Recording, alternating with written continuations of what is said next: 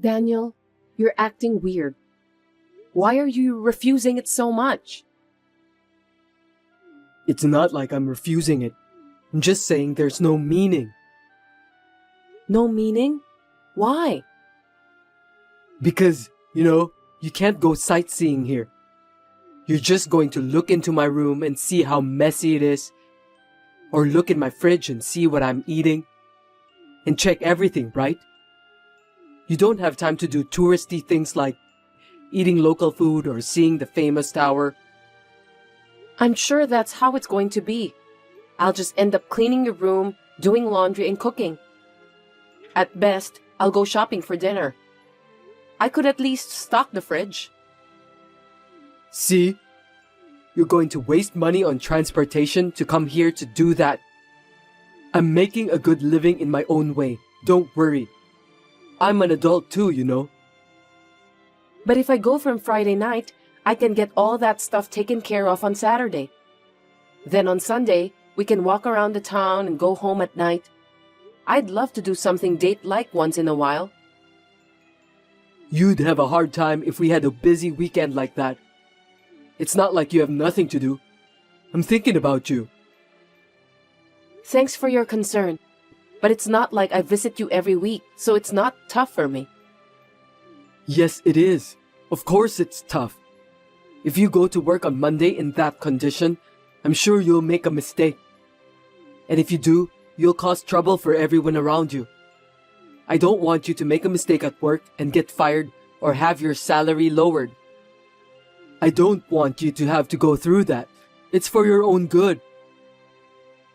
You're even thinking about that? So, does that mean it's too hard for you to come over here? No, that's a different story. I deserve to have a hard time, and I'm relieved to be home. I can relax. And I get to do nothing on the weekends. I get to restore my energy. It's advantageous for me. It's not the same as when you come over here. Is that so? Something's weird. There's nothing strange about it. It's natural. There's a big difference between going back to our sweet home and being at a place where I'm working alone. This is a temporary home. But this home is a rent too. That's not what I'm saying. I'm not talking about renting or owning a house. It's our home, a place for both of us, a place to go home. But here is a temporary place, so I don't feel at home. I feel like I understand, but not really. Is that okay? Of course, it's fine. Anyway, you prefer to come back home, then I go visit you even if it costs money. That's what I mean. Besides, I heard from my colleague that if we work far from home and when we want to go back to our home, the transportation fee will be deductible as long as we file a tax return. So it's definitely a better deal, right? I didn't know that. Well then, it's better for you to come back. I mean, if you had said that from the beginning, I would have been convinced right away. Why have you been telling me all those weird logic or reason? I thought you knew too. It's not weird at all to me. Well, I don't know, but I get it. What's that? Which is it? I don't understand you. I don't know what you're thinking, but I understand that it's not strange to you. I don't understand completely, but if you insist, I won't ask you anymore. I'm glad you understand. This is definitely the best way.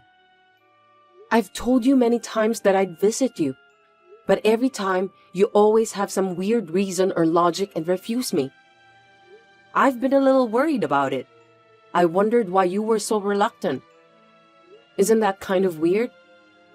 I was actually a little worried that you might have a girlfriend there. If you have a reason for wanting to use your deductible for transportation, that makes sense. You should have told me earlier. Wait a minute. You suspected me of cheating on you? That's stupid. There's no way I would do something like that. Right. You were thinking about the family. I'm sorry I suspected you for even a second. There's no need to apologize. If you understand, that's fine. Don't worry about that kind of thing anymore. Yeah, I love you so much. I can't wait to see you. I'm looking forward to seeing you when you get back. Me too. Well, good night.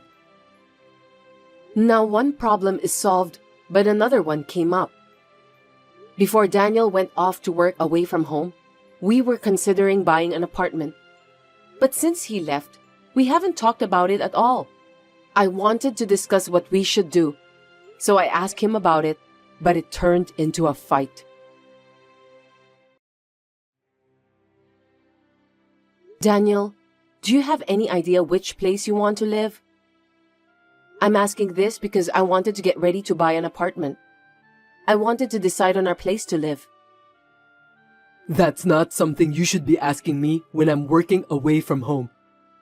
Why do you always get so ahead of yourself? Why don't we look for a place together when I get back? But then, I'll have to wait for another year? Until you finish your work there? I'm not even allowed to talk about it? You could at least tell me where you want to live. I didn't say like that.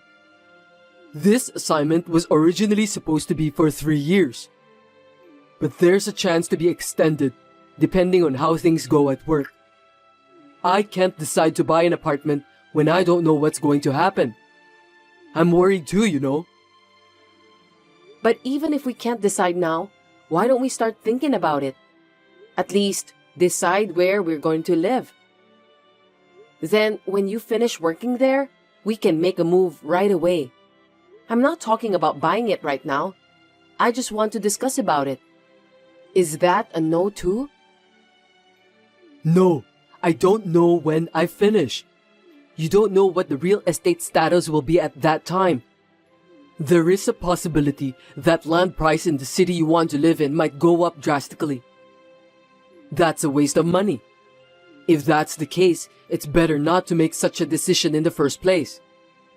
First of all, we have to think about whether it's better to rent or own a house. Wait, what do you mean?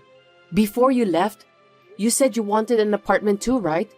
Did you change your mind? It's going to be our property. It's not like I changed my mind. I mean, I'm put off by your enthusiasm for buying an apartment. I was thinking that we don't have to rush. Why do you say that? Because if we are thinking of buying an apartment, we don't necessarily have to get it. At the very least, we need to gather information and save up some money. I think it's too late to start when you suddenly want it. We need a plan when we think about the finance, right? You know what? You're always so forward with your life planning, and I'm always being pushed around. That's what I don't like. I don't feel good, you know. What? I didn't mean it like that. Did I really push you around that much? You're always like that. You've been pushing me around like you're doing right now. You're always taking things in the direction you want them to go. That's selfish, isn't it? No, I'm not. I'm thinking about us. I always want to be happy together with you, Daniel. You didn't come along with me to this town. And you're trying to go ahead with your plan to buy an apartment just because you want one. Isn't that awful? Maybe you make more money than me. And you might think it's a stupid plan to quit your job and follow me. Then why don't you give something else up for me? How terrible. Is that how you thought? I don't know how to say, but I feel like you don't respect me. That's not true. But if you felt so, I must have done something wrong in the way I tell you or the way I talk to you. I'm sorry. You're not that enthusiastic about buying an apartment, right? I'm sorry for trying to force you to go through with it. Before I get into it or not, you're too forward. That's what I don't like about. It's not just about the apartment. You want to take over the conversation, right? You think I'm mad because of a childish reason like that? You've got to be kidding me. You think I'm stupid, don't you? No, I'm sorry. I don't understand why you're mad. Why is it? I didn't say anything difficult, did I? I'm saying you shouldn't proceed on your own. When you decide on something or do something, you have to hear my opinion and feelings before taking action. Why do I have to tell you? Understood. I'll do that from next time. After this message, he started to take over the conversation, and his male, chauvinistic comments began to stand out. I had a bad feeling about this because he had been so nice to me, but he suddenly changed. It was clearly someone else's effect, and if it had been a woman, I could see a trouble coming up. I was thinking about it all by myself, but it was a few months later that my bad premonition came true.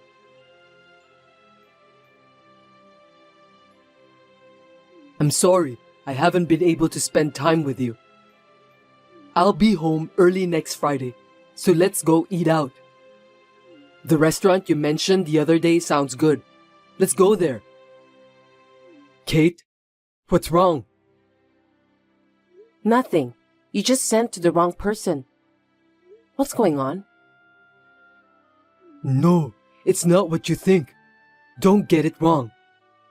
She's my colleague at work, Kate. We were planning to go out for dinner since it was a tough week. There's nothing personal. Will you understand? But last time, you said that your colleague are all men. It's different from what you said. Besides, would you say, I can be home early when you ask a woman out to dinner? You know, you only notice what I don't want you to notice. Stop using your annoying skills. I told you not to worry. You were cheating on me. That's why you didn't want me there. So that's what was happening. Now it all makes sense. Yeah, you're right. Bingo. I was cheating on you. I'm working my ass off too. Is there a problem? Unlike you, Kate is a super nice girl who stands up for me. She's not selfish. She puts me first in everything she does. She listens to me when I tell her how hard I'm working. Unlike you, she's not condescending. She cooks and takes care of the house. When have I ever been condescending? I never say something like that. I mean, when did I say? I can tell by your attitude. The attitude. I work too, but I'm doing all this housework-ish attitude. You should notice that. That's not true. It's not right for you to say that. When I came home tired, I often didn't cook, did I? Remember when I said, sorry, I bought some food today? I never did something condescending, did I? Really? Well, I felt so. You were giving me a bad vibe. Maybe that girl Kate told you something about me.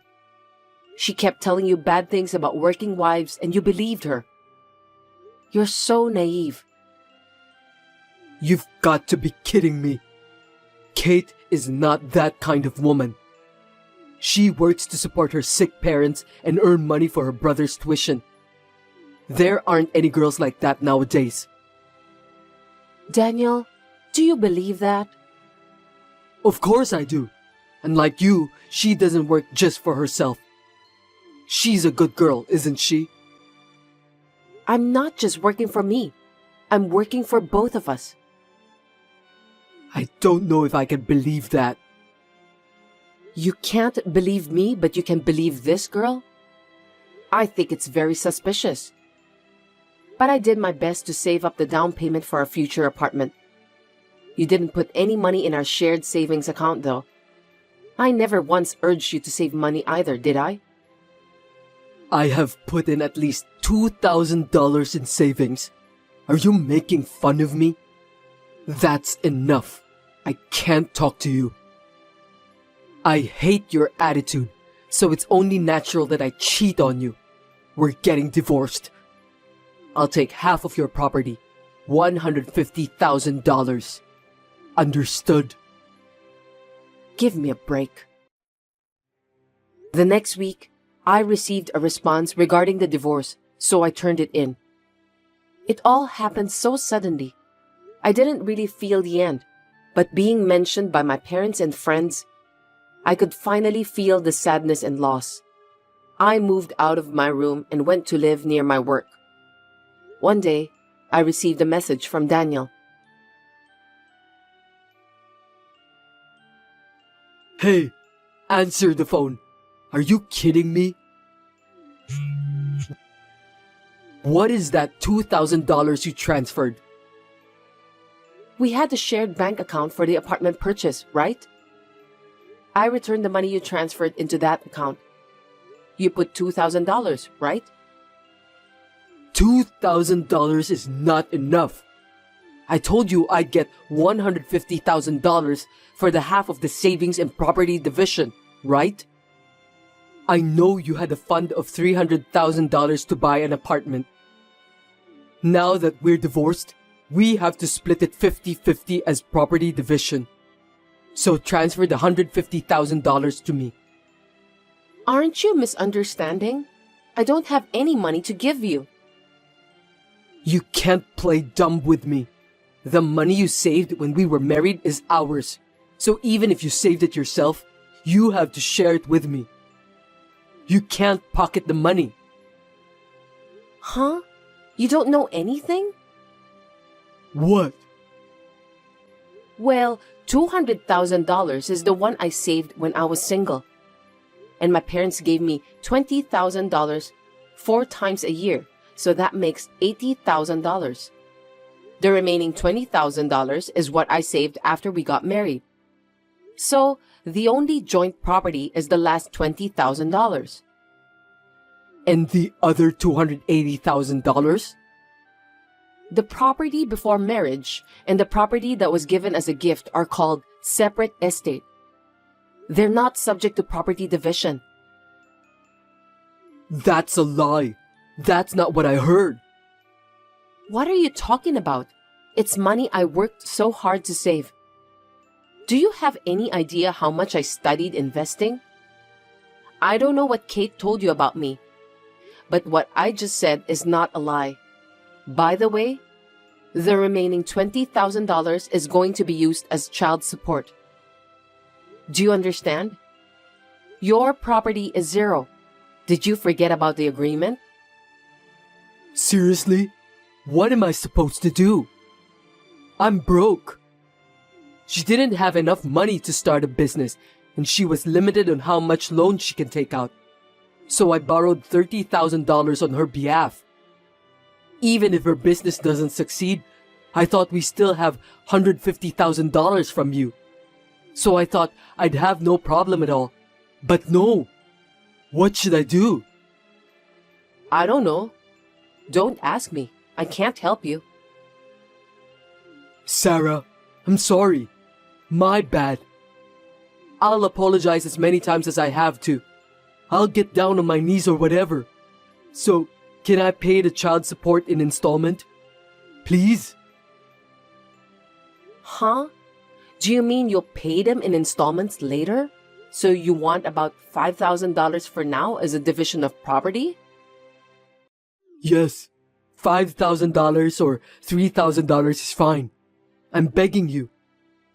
I'm having a harder time paying off the debt than I thought. Please, help me. Please have mercy since we were a family. Huh? Don't be silly. Unlike me, she puts you first, right? Then shouldn't you tell about this to her first? I'm sorry I was so horrible to you at the time. I'm sorry. I was tricked by her. I'm sure you were. When she withdrew the money from my account, she changed her attitude and became cold.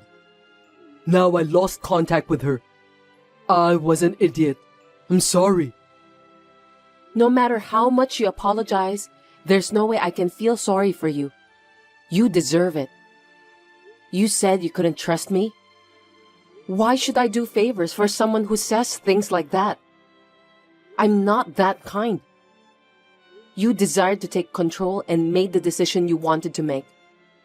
You'll have to take the responsibility for your own actions until the end. Well then, bye.